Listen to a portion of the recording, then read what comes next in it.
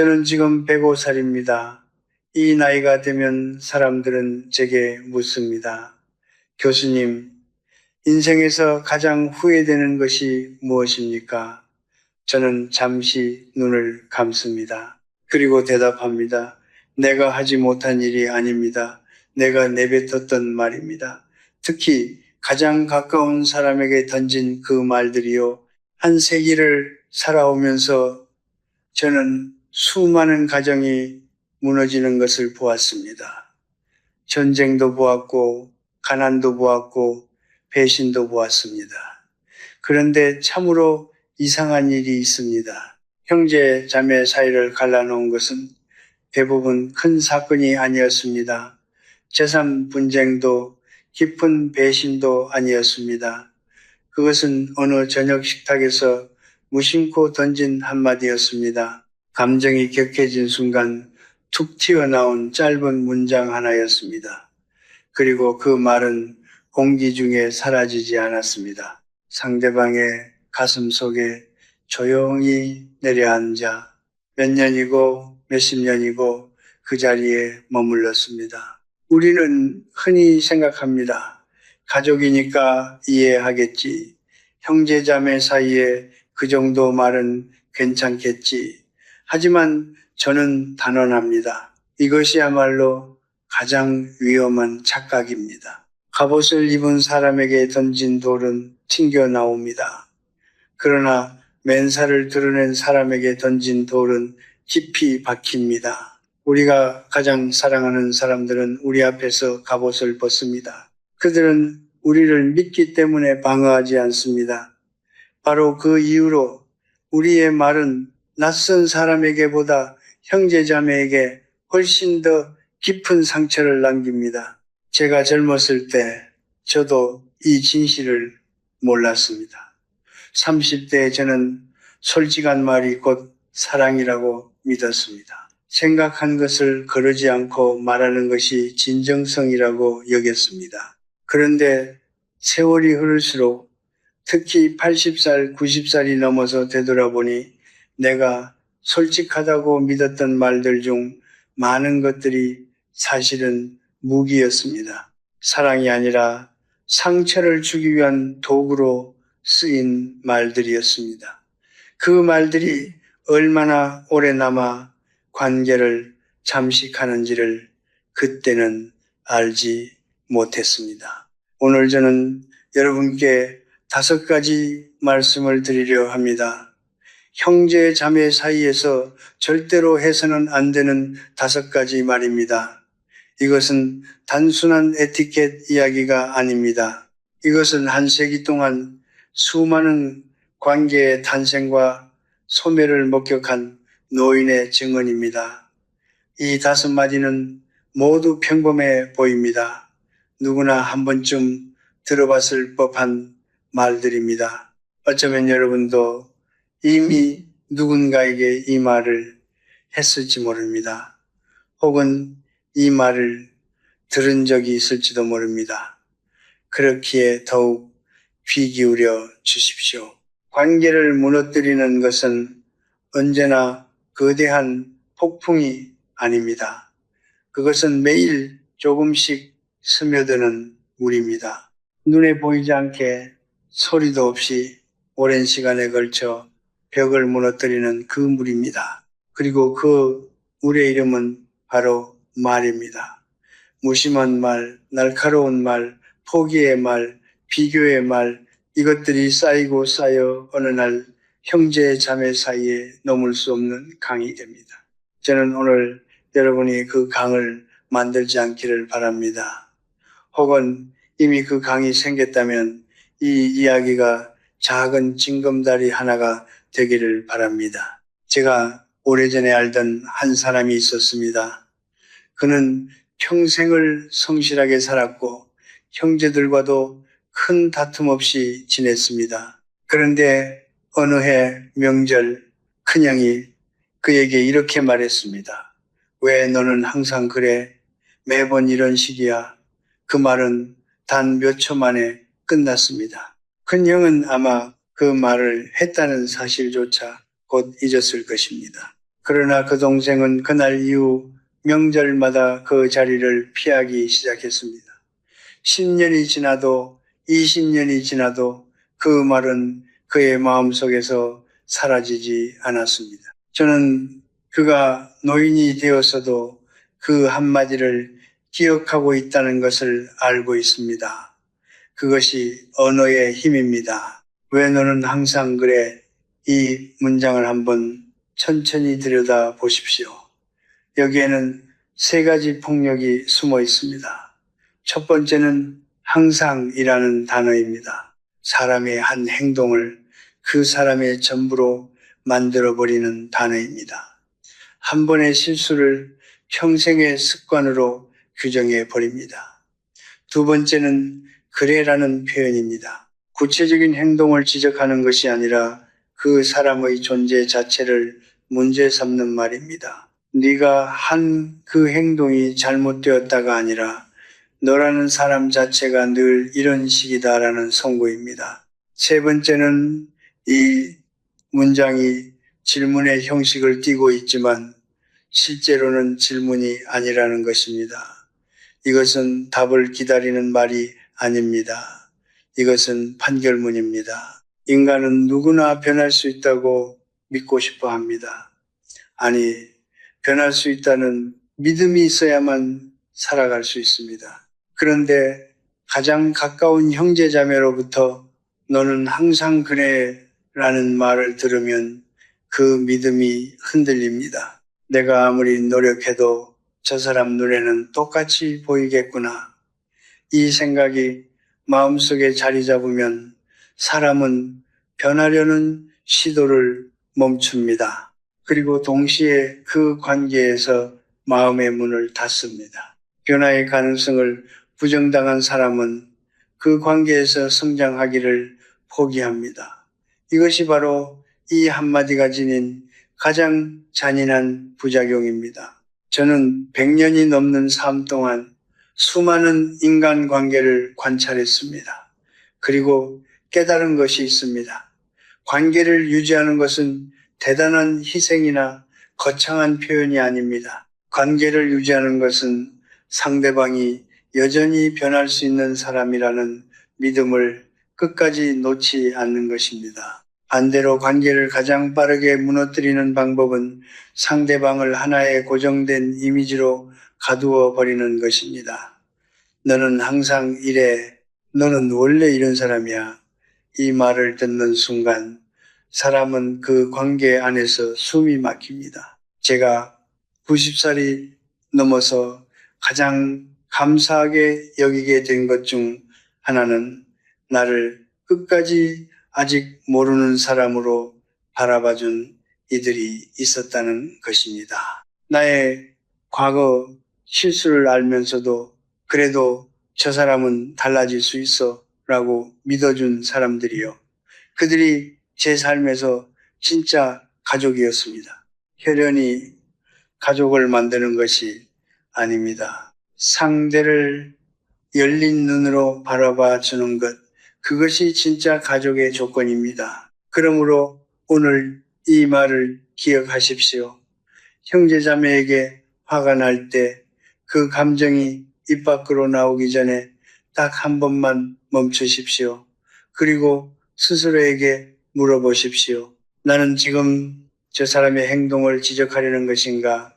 아니면 저 사람의 존재를 판단하려는 것인가? 행동은 고칠 수 있습니다. 그러나 존재를 부정당한 상처는 쉽게 아물지 않습니다. 말하기 전에 그 차이를 아는 것. 그것이 105년을 살아온 제가 드릴 수 있는 첫 번째 지혜입니다. 제가 젊은 시절에 아주 가까이 지내던 친구가 있었습니다. 그는 형제가 셋이었는데 어머니가 돌아가신 후 세 형제는 거의 왕래를 끊었습니다. 제가 그 이유를 물었을 때 친구는 한참을 말이 없다가 이렇게 대답했습니다. 싸운 게 아니야. 누가 더 힘들었는지를 20년 동안 따졌던 거야. 저는 그 말을 듣고 오랫동안 생각했습니다. 20년입니다.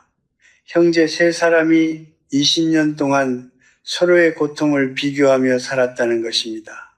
그리고 그 끝에 남은 것은 승자도 위로도 아니었습니다. 오직 세계의 외로움뿐이었습니다.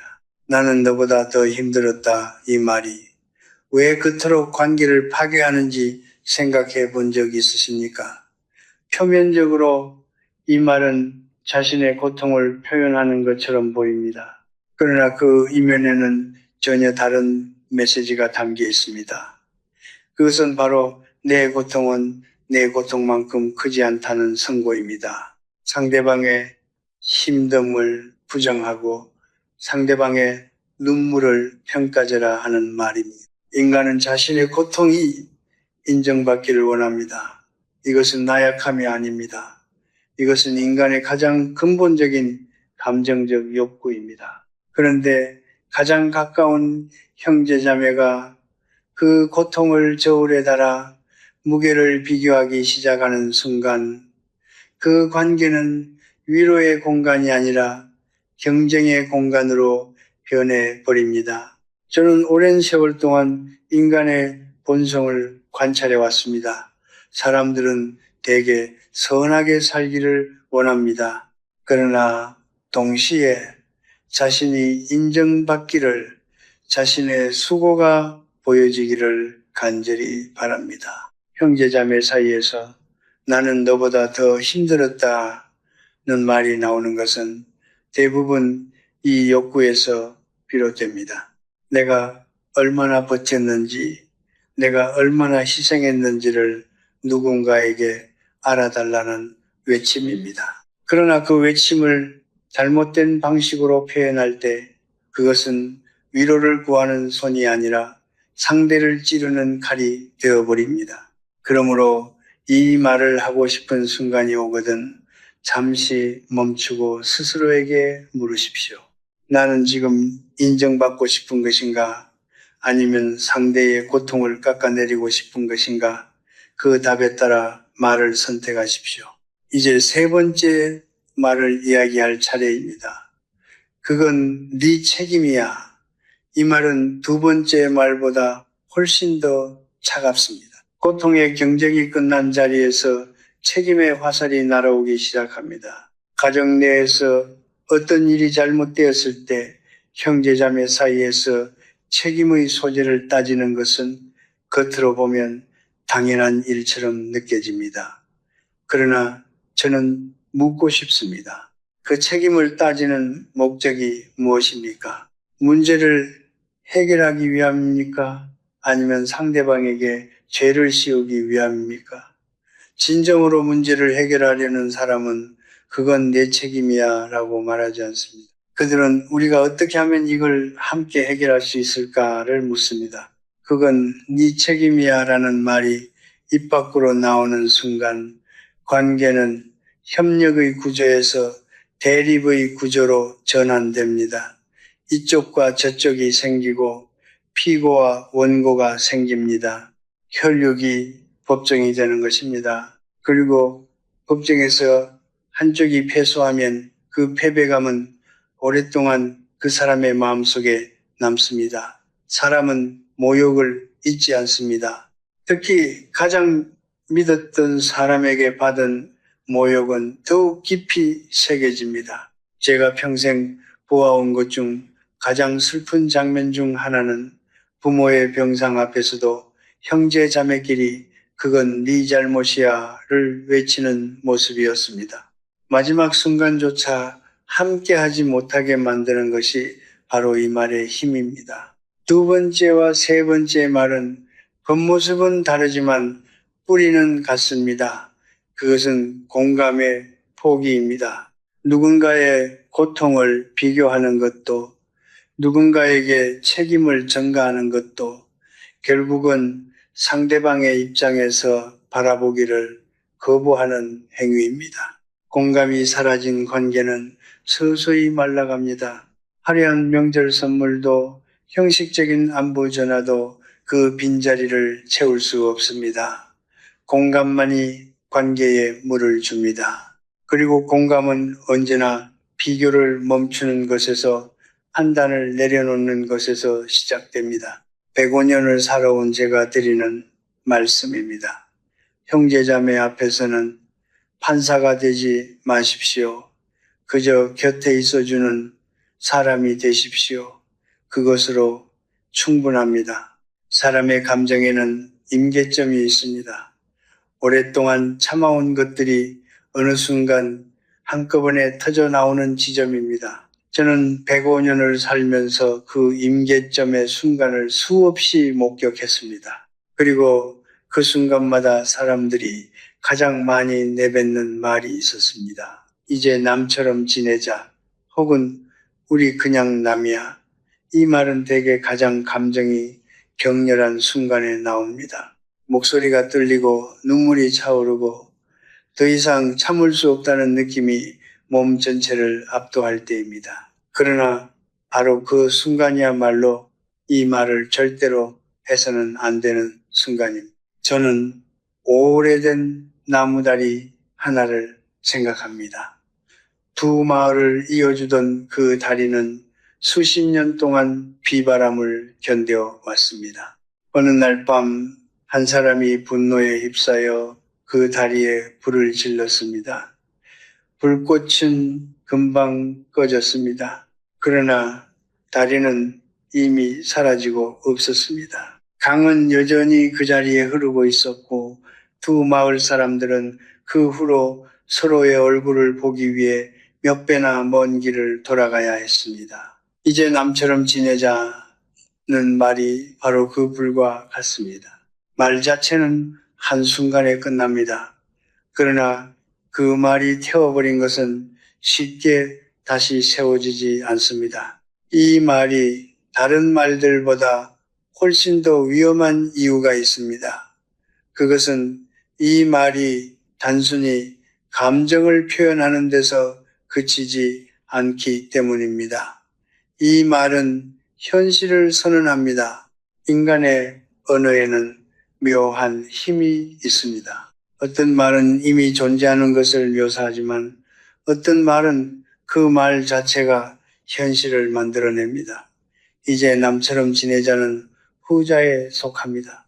이 말을 듣는 순간 상대방의 마음속에서 무언가가 확정됩니다. 아, 이 사람은 우리 관계를 이미 끝난 것으로 보고 있구나.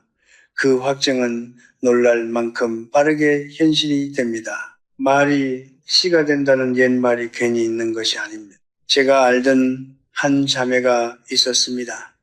두 사람은 어렸을 때부터 매우 가까웠고 어머니가 남긴 낡은 집 하나를 두고 오랫동안 타겠습니다. 어느 날 언니가 동생에게 말했습니다. 이제 그냥 남처럼 지내자. 나는 너한테 더 이상 기대하지 않을게. 동생은 그 말을 듣고 아무 대꾸도 하지 않았습니다. 그냥 자리에서 일어나 문을 닫고 나갔습니다. 그것이 두 사람의 마지막 대화였습니다. 몇 년 후 언니가 병이 들었을 때 동생에게 연락을 했습니다. 동생은 한참 만에 짧게 답했습니다. 언니가 그러자고 했잖아요. 언니는 그 말이 단지 순간적인 감정의 폭발이었다고 설명하고 싶었을 것입니다. 그러나 동생의 마음속에는 이미 그 선언이 계약서처럼 새겨져 있었습니다. 우리는 흔히 말합니다. 그때는 흥분해서 한 말이야. 진심이 아니었어.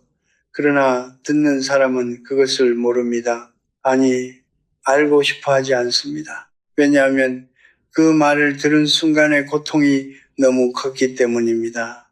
인간의 기억은 사건 자체보다 그 사건이 준 감정을 훨씬 더 오래 붙들어 둡니다. 말한 사람은 그 말을 잊어도 들은 사람은 그 말과 함께 살아갑니다.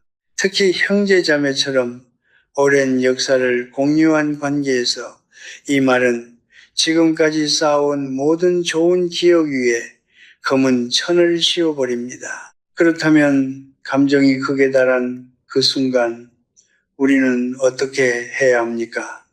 저의 대답은 단순합니다. 아무 말도 하지 마십시오. 자리를 피하십시오. 물 한 잔을 마시십시오. 그 방에서 나가십시오. 어떤 방법이든 좋습니다. 단 한 가지만 하지 마십시오. 되돌릴 수 없는 말을 입 밖으로 내보내지 마십시오. 감정은 파도와 같아서 반드시 지나갑니다. 그러나 말은 파도가 지나간 뒤에도 모래 위에 남은 흔적처럼 그 자리에 남습니다. 현명한 사람은 파도가 가장 높을 때 말하지 않습니다. 파도가 잠잠해진 후에야 비로소 입을 엽니다. 105년을 살아온 저는 이것을 너무 늦게 배웠습니다. 여러분은 저보다 일찍 배우시기 바랍니다. 저는 오늘 이 자리에서 가장 말하기 어려운 이야기를 꺼내려 합니다. 앞서 말씀드린 4가지 말들은 모두 날카롭고 뜨거웠습니다. 분노가 있었고 감정이 있었습니다. 그런데 5번째 말은 다릅니다. 이 말은 차갑습니다. 불꽃이 없습니다. 그리고 바로 그렇기 때문에 가장 위험합니다.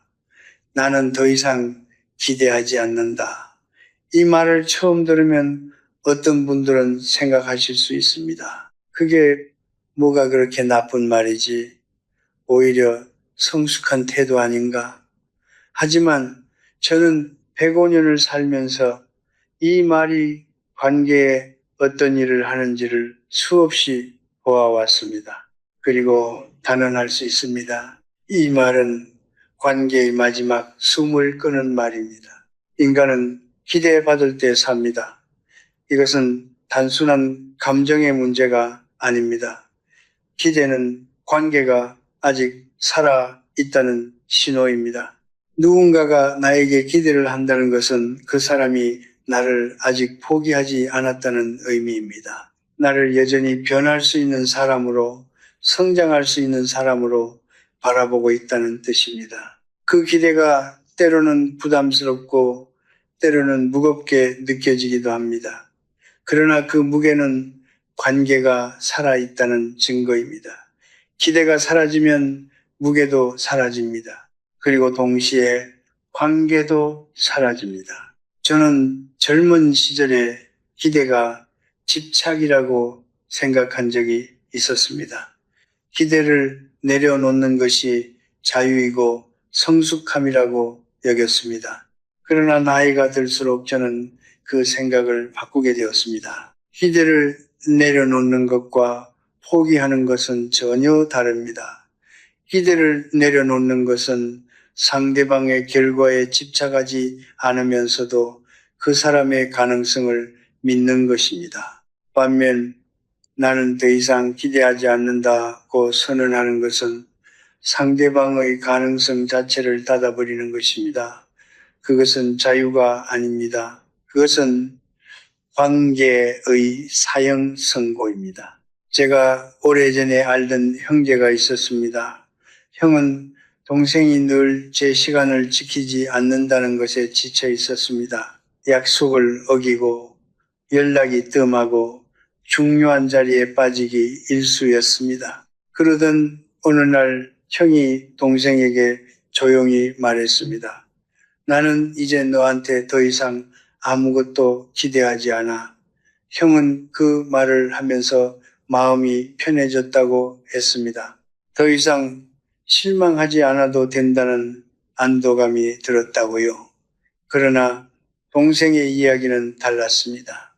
동생은 그 말을 들은 날 밤 혼자 오랫동안 울었다고 했습니다. 그리고 그 이후로 형에게 전화를 먼저 거는 일이 없어졌습니다. 어차피 형은 나한테 아무것도 기대하지 않으니까. 형은 편해졌지만 관계는 그날부터 천천히 죽어갔습니다. 여기서 우리가 반드시 이해해야 할 것이 있습니다. 이 말이 위험한 이유는 그것이 말하는 사람에게는 자기 보호처럼 느껴지기 때문입니다. 더 이상 상처받지 않겠다는 다짐처럼 들립니다. 실망의 고통에서 벗어나려는 시도처럼 보입니다. 그러나 그 말을 듣는 상대방에게는 전혀 다르게 들립니다. 나는 너를 이미 끝난 사람으로 본다.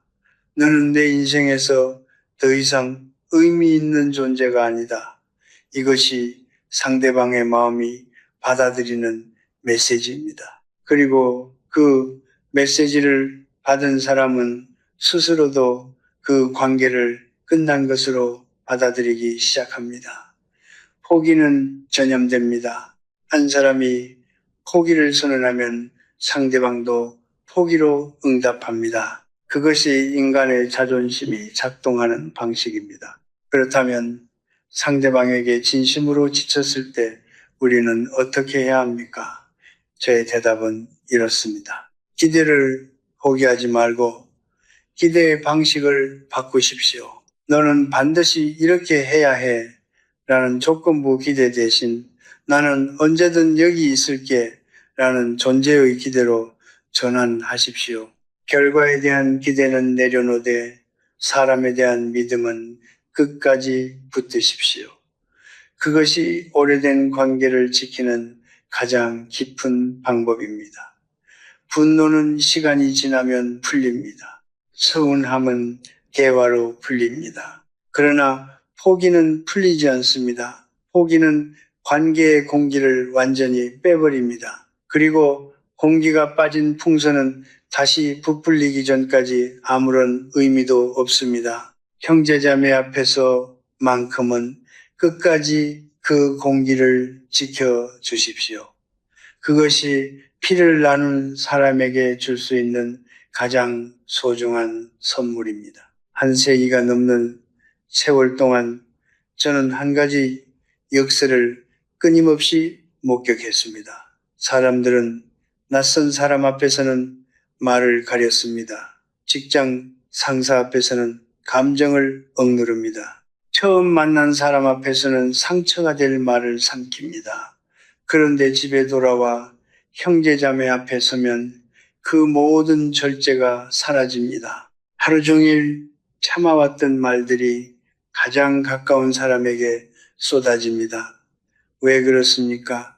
왜 우리는 가장 사랑한다고 말하는 사람에게 가장 날카로운 말을 던지는 것입니까?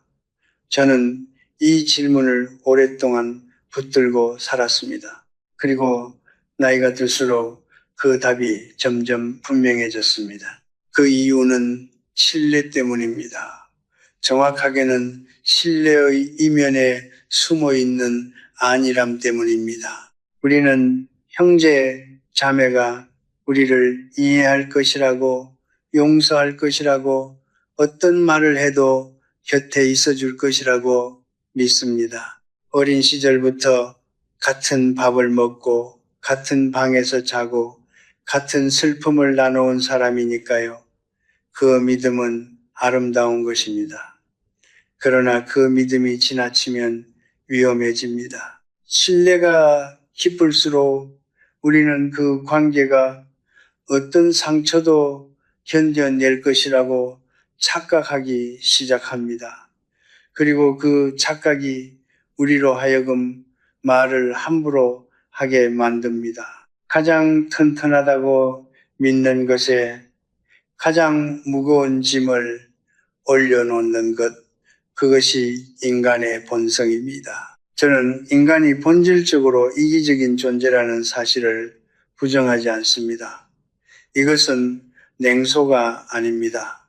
이것은 105년 동안 사람을 관찰해온 자의 솔직한 증언입니다. 우리는 모두 자신의 고통에 가장 민감하고 자신의 필요에 가장 집중합니다. 그것은 생존의 본능에서 비롯된 것이며 그 자체로 나쁜 것이 아닙니다. 문제는 그 이기심이 가장 가까운 관계 안으로 들어올 때입니다. 형제자매 사이에서 자신의 고통만을 보고 상대의 고통을 보지 못할 때 자신의 필요만을 외치고 상대의 필요를 듣지 않을 때 그 이기심은 관계를 서서히 갉아먹기 시작합니다. 그리고 또 무서운 것은 그 과정이 매우 천천히 일어나기 때문에 우리가 눈치채지 못한다는 것입니다. 우리가 형제 자매에게 상처를 주는 또 다른 이유가 있습니다. 그것은 우리가 그들에게 거는 기대가 그 누구보다 크기 때문입니다. 우리는 부모에게 완벽함을 기대하지 않습니다. 친구에게 모든 것을 바라지 않습니다. 그러나 형제 자매에게는 이상하리만큼 많은 것을 기대합니다. 내 편이 되어줄 것을, 내 말을 들어줄 것을, 내 상황을 이해해줄 것을 당연하게 여깁니다. 그리고 그 기대가 충족되지 않을 때 실망은 분노가 되고 분노는 말이 됩니다. 기대가 클수록 실망도 크고 실망이 클수록 말은 날카로워집니다. 결국 우리가 형제자매에게 가장 깊은 상처를 주는 것은 그들을 가장 사랑하기 때문이 아니라 그들에게 가장 많은 것을 기대하기 때문입니다. 그렇다면 우리는 이 본성을 어떻게 다스려야 합니까? 저는 억압하라고 말씀드리지 않겠습니다. 인간의 본성을 억압하는 것은 불가능하고 억압하려 할수록 더 크게 터져 나옵니다. 제가 드리고 싶은 말은 이것입니다. 자신의 본성을 먼저 알아차리십시오. 내가 지금 상대를 공격하려는 것인지 아니면 내 안에 두려움과 상처를 표현하려는 것인지를 먼저 알아차리는 것입니다. 대부분의 경우 형제자매에게 던지는 날카로운 말들은 상대를 향한 것이 아닙니다. 그것은 내 안의 고통이 잘못된 출구를 찾아 나온 것입니다. 그 출구를 바꾸는 것, 그것이 성숙입니다. 면사를 드러낸 사람 앞에서는 더욱 조심스럽게 움직여야 합니다. 형제자매는 우리 앞에서 갑옷을 벗은 사람들입니다. 그들은 우리를 믿기에 방어하지 않습니다. 그 믿음은 특권이 아니라 책임입니다. 그들이 우리 앞에서 무방비 상태라는 것은 우리가 그들을 더욱 조심스럽게 대해야 한다는 뜻입니다. 낯선 사람에게 보여주는 예의를 때로는 가장 가까운 사람에게도 보여줄 수 있어야 합니다. 아니, 가장 가까운 사람일수록 더 깊은 예의가 필요합니다.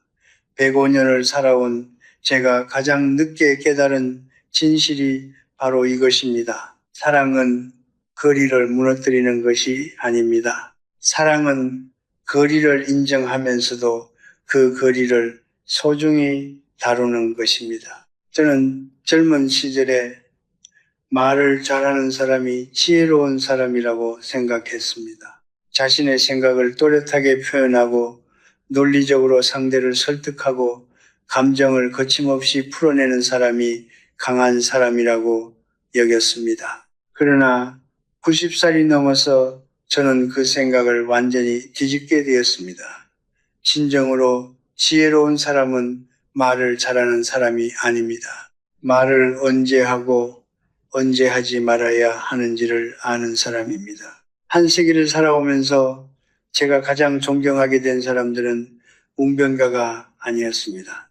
그들은 꼭 필요한 말만 골라서 꼭 필요한 순간에 꼭 필요한 방식으로 전달할 줄 아는 사람들이었습니다. 그 능력은 타고나는 것이 아닙니다.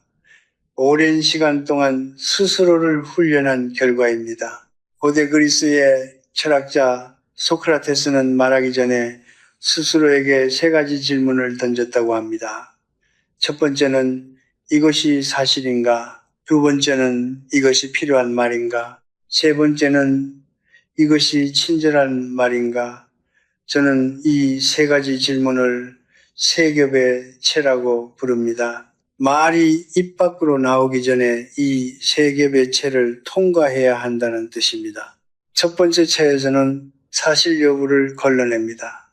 내가 지금 하려는 말이 실제로 진실에 근거한 것인지를 확인합니다. 두 번째 채에서는 필요성을 걸러냅니다. 이 말을 지금 반드시 해야 하는지, 이 말을 함으로써 무엇이 나아지는지를 생각합니다. 세 번째 체에서는 친절함을 걸러냅니다. 이 말이 상대방에게 어떻게 들릴지, 이 말이 상대방의 마음에 어떤 씨앗을 심을지를 헤아립니다. 이 세 겹의 채를 모두 통과한 말만이 비로소 입 밖으로 나올 자격을 갖습니다. 그러나 저는 알고 있습니다. 이것이 말처럼 쉽지 않다는 것을요. 특히 형제자매와 갈등을 겪는 순간, 감정이 이성을 압도하는 그 순간에는 세계배체를 떠올리는 것조차 쉽지 않습니다. 그래서 저는 그보다 더 단순한 방법 하나를 먼저 제안하고 싶습니다. 그것은 바로 3분의 법칙입니다. 감정이 극에 달했을 때 말하기 전에 딱 3분만 기다리십시오. 자리를 피하든 눈을 감든 물 한 잔을 천천히 마시든 어떤 방법이든 좋습니다. 단 3분입니다. 연구에 따르면 인간의 감정적 충동은 평균 90초에서 3분 사이에 가장 높은 정점을 찍고 서서히 내려가기 시작한다고 합니다. 그 3분을 버텨낸 사람은 전혀 다른 말을 하게 됩니다. 그 3분을 버텨내지 못한 사람은 평생 후회할 말을 하게 됩니다. 저는 또한 침묵이 단순히 말을 안 하는 것이 아니라는 것을 강조하고 싶습니다. 침묵은 하나의 언어입니다. 그리고 때로는 가장 강력한 언어입니다. 형제자매 사이에서 상대가 잘못을 했을 때 즉각적으로 반응하지 않는 것은 나약함이 아닙니다. 그것은 관계를 지키려는 의지의 표현입니다. 상대가 나에게 날카로운 말을 던졌을 때 똑같이 날카로운 말로 돌려주지 않는 것은 패배가 아닙니다. 그것은 그 관계가 한순간의 감정보다 더 소중하다는 것을 아는 사람의 선택입니다. 침묵은 복종이 아닙니다. 침묵은 더 깊은 곳에서 우러나온 배려입니다. 말하지 않음으로써 지켜지는 것들이 있습니다. 그리고 그 지켜짐의 가치를 아는 사람만이 진정한 관계의 수호자가 됩니다. 제가 이 나이가 되어 가장 감사하게 여기는 습관이 하나 있습니다. 그것은 매일 아침 잠에서 깨어나 하루를 시작하기 전 잠시 눈을 감고 스스로에게 묻는 것입니다. 오늘 나는 누군가에게 어떤 말을 남길 것인가? 이 질문은 하루의 방향을 바꿉니다. 오늘 내가 만나는 형제자매에게, 가족에게, 오래된 친구에게 어떤 언어를 선물할 것인지를 미리 생각하는 것입니다. 말은 한 번 나가면 돌아오지 않습니다. 그러나 말을 내보내기 전 그 말이 어떤 씨앗인지를 미리 살펴보는 것은 얼마든지 가능합니다. 좋은 씨앗을 심는 사람은 좋은 수확을 거둡니다. 그리고 그 수확은 오직 오랜 시간이 지난 후에야 비로소 그 진가를 드러냅니다. 말의 힘을 아는 사람은 결코 말을 함부로 쓰지 않습니다. 칼을 다루는 장인이 그 칼을 소중히 여기듯 언어를 아는 사람은 자신의 말 한마디 한마디를 소중히 여깁니다. 형제자매 사이에서 가장 필요한 것은 더 많은 말이 아닙니다. 더 적은 말, 더 깊은 침묵, 그리고 말하기 전에 한 번 더 생각하는 그 짧은 멈춤입니다. 그 멈춤 속에 관계를 살리는 지혜가 있습니다. 그 멈춤 속에 평생을 함께 할 수 있는 힘이 있습니다. 저는 105년을 살면서 수많은 것을 잃었습니다. 그러나 말하기 전에 멈추는 법을 배운 것만큼은 제 인생에서 가장 늦지 않게 얻은 선물이라고 생각합니다. 저는 오늘 이 자리에서 5가지 말씀을 드렸습니다. 단정 짓는 말, 비교하는 말, 책임을 전가하는 말, 관계를 끊겠다는 말, 그리고 포기를 선언하는 말. 이 5가지는 모두 평범해 보입니다. 누구나 살면서 한 번쯤 들어봤을, 어쩌면 스스로도 내뱉어 봤을 말들입니다. 그러나 저는 오늘 이 말들이 얼마나 오랫동안, 얼마나 깊이 사람의 마음속에 머무는지를 말씀드리고 싶었습니다. 그리고 그 말들이 세월을 두고 쌓일 때, 한때 세상에서 가장 가까웠던 사람이 어느 날 가장 먼 사람이 되어버린다는 것을 말씀드리고 싶었습니다. 형제자매 관계는 인생에서 가장 긴 인연입니다. 부모님과의 시간은 유한합니다. 배우자와의 만남은 성인이 된 이후에 시작됩니다. 그러나 형제자매는 우리가 이 세상에 태어나는 순간부터 함께입니다. 같은 울음소리를 들으며 자랐고, 같은 식탁에서 밥을 먹었으며, 같은 슬픔의 날들을 나란히 버텨왔습니다. 그 역사는 어떤 관계도 대신할 수 없습니다. 친구는 시간이 지나면 멀어집니다. 동료는 환경이 바뀌면 흩어집니다. 그러나 형제자매는 우리가 어디에 있든 어떤 모습이 되든 우리 삶의 가장 오래된 정인으로 남습니다. 그것이 이 관계가 지닌 무게이고 그것이 이 관계를 소중히 다뤄야 하는 이유입니다. 저는 정원을 좋아합니다. 나이가 들면서 저는 모든 관계가 정원과 닮았다는 것을 깨달았습니다. 정원은 가만히 놔두면 스스로 자라지 않습니다. 물을 주지 않으면 시들고 돌보지 않으면 잡초가 우거집니다.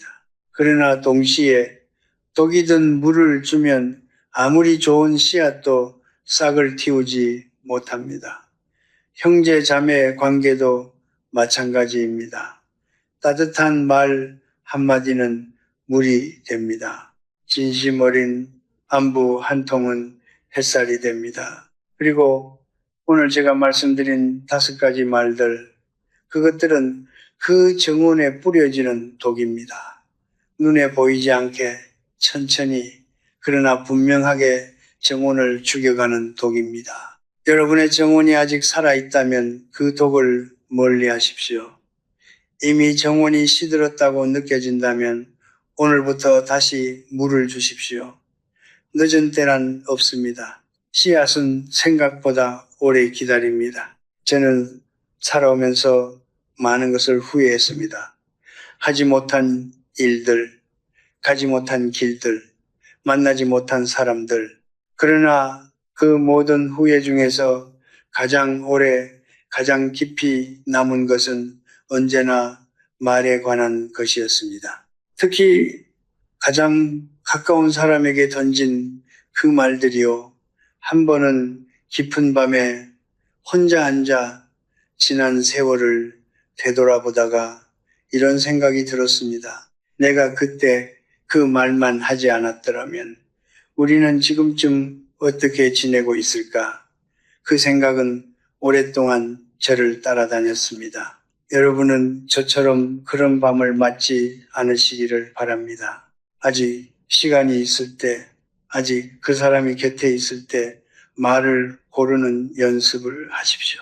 오늘 이 이야기를 들으시는 분들 중에는 이미 형제자매와 깊은 상처를 주고받은 분들도 계실 것입니다. 오래전에 내뱉은 말 때문에 혹은 상대방에게 들은 말 때문에 지금도 그 무게를 안고 사시는 분들이 계실 것입니다.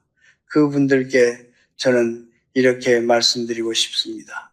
관계는 완벽할 필요가 없습니다. 상처가 없는 관계는 없습니다.